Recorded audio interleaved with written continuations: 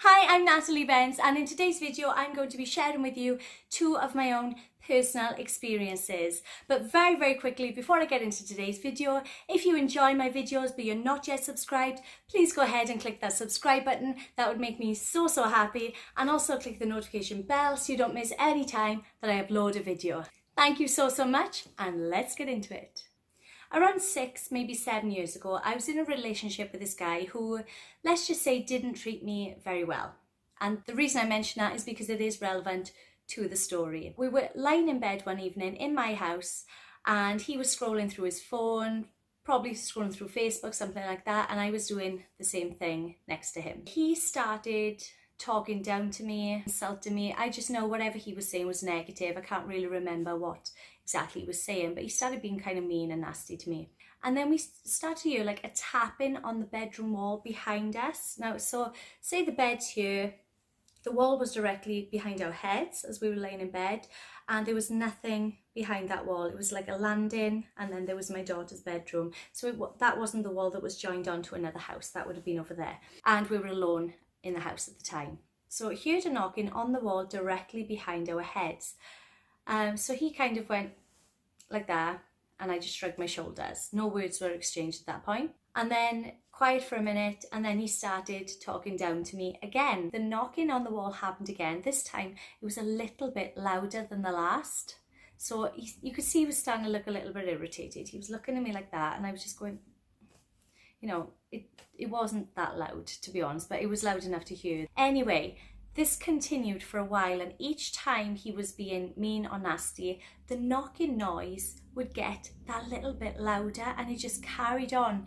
And I remember at one point, you just said, I'm not going to swear on this video, but I'll just say the word F, the letter F. So he just went, Nat, seriously, what the F is that? And I was like, I don't know, it's probably just, you know, the heating pipes cooling down or whatever. It's, you know, just carry on, go to sleep. And it just carried on, and it sounded exactly like somebody knocking with their hand or their fist on the wall. So I'll try and replicate it. So it'd just be starting quietly, and like I said, each time it would get that much louder. And it actually got to the point, I was around 3:30 in the morning, where it was so loud it sounded like someone's fist was banging on the wall behind us. And it was only happening when he was being mean, nasty, talking down to me, any of those type of things. And I remember clearly when it was really loud, he jumped out of bed, pulled his jeans on, pulled his clothes on, and said to me, F this, I'm effing going. Ran down the stairs, slammed the door, and I jumped out of bed at this point and walked to the window. I looked out of the window to see him jumping in his car and driving off full speed. He left me there, mind. The moment he left, I didn't hear another noise on the wall for the rest of the night. I would really like to know what you think of this. Do you think that it was just heating pipes getting gradually louder? I don't know if that does happen, and it was just a complete coincidence that it was only happening at the times he was insulting me. Or do you think that it was maybe an angel watching out for me? And I'm going to tell you what I can't say this is what I believe it is, but what I like to believe it is, or what I tell myself. My grandmother, who was my absolute world, died just over 12 years ago, 12 and a half years ago. And like I said, she was everything to me. And I like to think that it was my grandmother looking out for me, protecting me, trying to scare him off, so he couldn't be mean to me anymore. And you know what? If it was my grandmother, then she did her job pretty well. So that's kind of it for that story. If you would like to share your thoughts on this, I'm completely aware that I might sound a little bit crazy saying that I believe it's my grandmother. Like I said, it's what I want to believe, it's what I choose to believe. This belief doesn't hurt anybody, it doesn't affect anybody, and if it makes me feel good about myself, then that's fine. But I also realise that it could have just been household noises. I don't know. But please comment below right now before I start the next story and let me know what you think of that. This next story happened around 5.5 years ago. It was shortly after I met my now husband.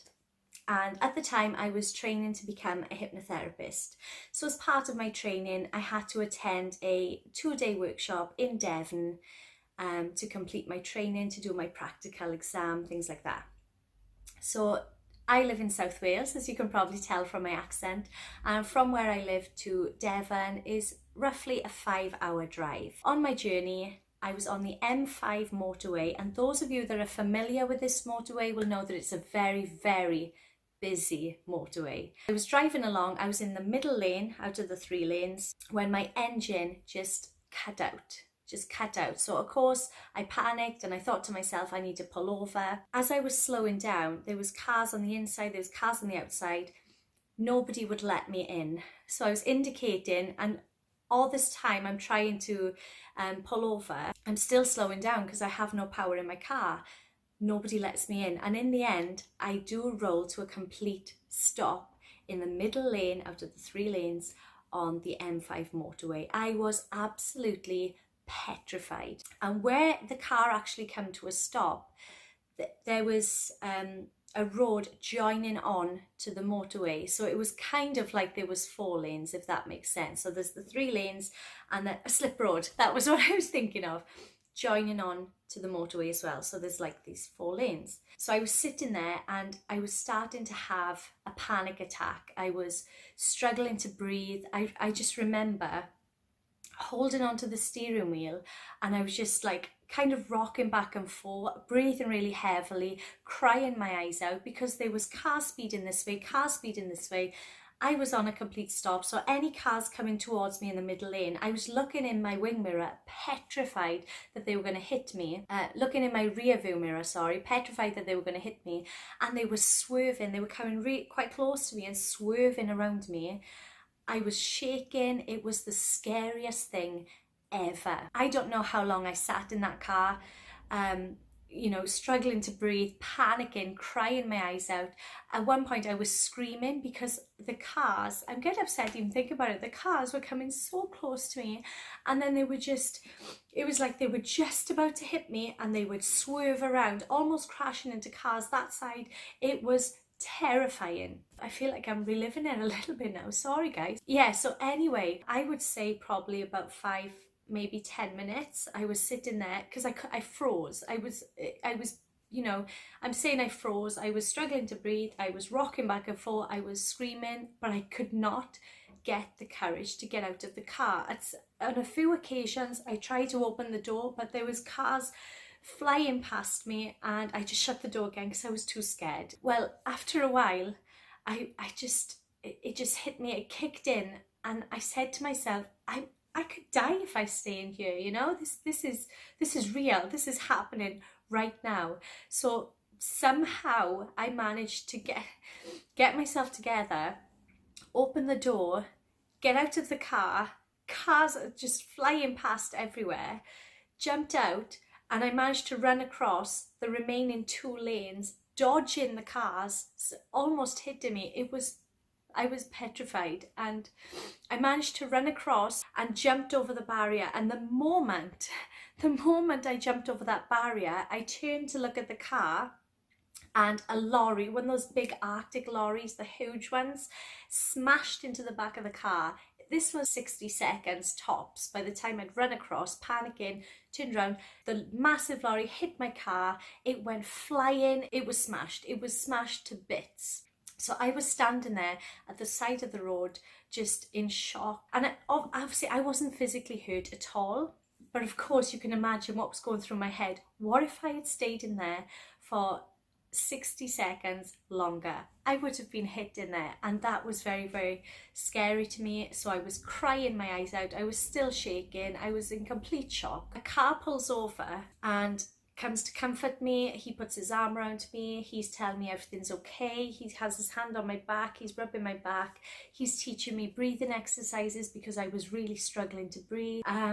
I can't remember if it was him or if it was me that phoned the emergency services, because obviously my car was smashed up in the middle of the road. My memory's a little fuzzy on that bit, sorry. Anyway, when he finally, I don't know how long it took, but when he finally calmed me down, he said, how are you feeling? And I was like, I'm feeling a lot better, thank you. and he told me that he learned these breathing techniques because he is a hypnotherapist. And remember, I was on my way to do my final practical exam to become a hypnotherapist myself. So I thought that was amazing. I thought, of all the people to stop and help me, a hypnotherapist stopped when that's what I was just about to become. So I thought that was really, really strange. That was the strange coincidence that I was telling you about. Comment below and let me know what you think about that. I think it's beautiful myself personally. And then of course the fire brigade came, the police came, and they managed to move the car. It did get hit another time before they got there, because obviously it was just, I'll insert a picture of the car here so you can see it, but of course I'm going to move over just in case there's not enough room.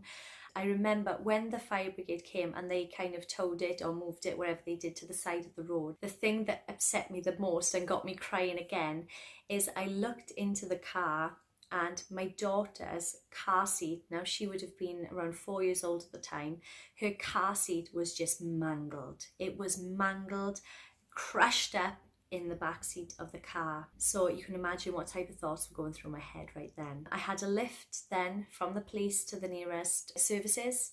My husband then drove all the way to, I was almost in Devon, to the services to meet me there. He then took me to the B&B I was staying at and stayed overnight with me, and then left for work early hours in the morning. And I got to my hypnotherapy training and I passed with a distinction. How, I'll never know after that experience. But yeah, and for a long time I believed that that was my calling, that was what I was meant to be doing.